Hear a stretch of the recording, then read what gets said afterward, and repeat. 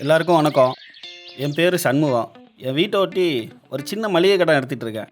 என்கிட்ட வாடிக்கையாக மளிகை வாங்குறவங்க காய்கறிக்காக தூரமாக போக வேண்டியிருந்தது. அதான் மளிகை கடையோட சேர்த்து காய்கறியும் வாங்கி வியாபாரம் பண்ணிட்டு இருக்கேன்.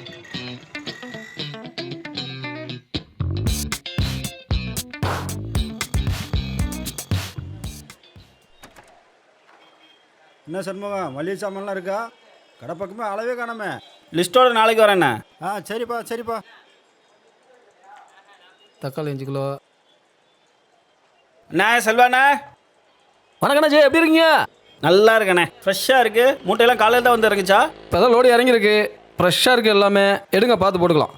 அப்போ சரிண்ணே. தக்காளி 5 கிலோ, வெண்டைக்காய் 5 கிலோ, கத்திரிக்காய் 3 கிலோ, முள்ளங்கி 2 கிலோ, தேங்காய் 10, கருவேப்பிலை 1 கிலோ, கருவேப்பிலை 1 கட்டு, புதினா 1 கட்டு, மல்லி 1 கட்டு.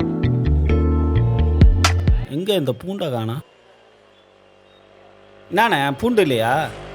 பூண்டு வாங்கலண்ணாச்சி, நாளுக்கு நாள் ரேட் ஏறிட்டே இருக்குது. எப்படி என்னாச்சும் வாங்குறது? என்னண்ணே ஒரு பூண்டுக்காக அவ்வளோ தூரத்துலேருந்து இங்கேயே வர போகிறாங்க?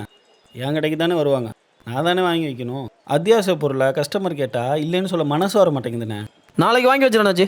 சரி போடுங்க, பில்லு போடுங்க. ஓகே அண்ணாச்சி.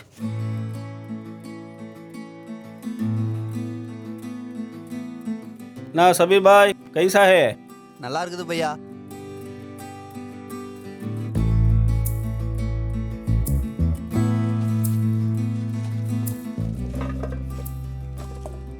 என்ன பாய் எவ்வளோ ஆச்சு? 120. 120. சரி போடு.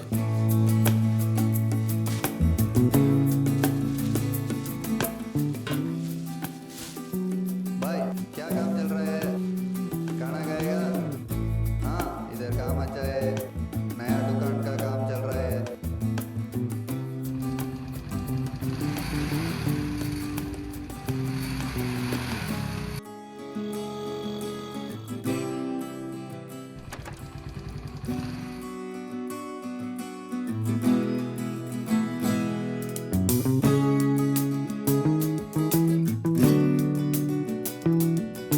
தம்பி சண்முகம்.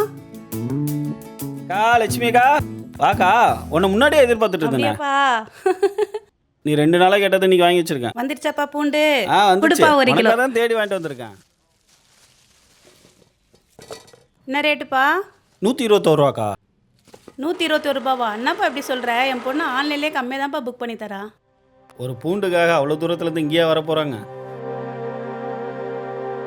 அத்தியாவசிய பொருளை கஸ்டமர் கேட்டால் இல்லைன்னு சொல்ல மனசு வர மாட்டேங்குதுண்ணே.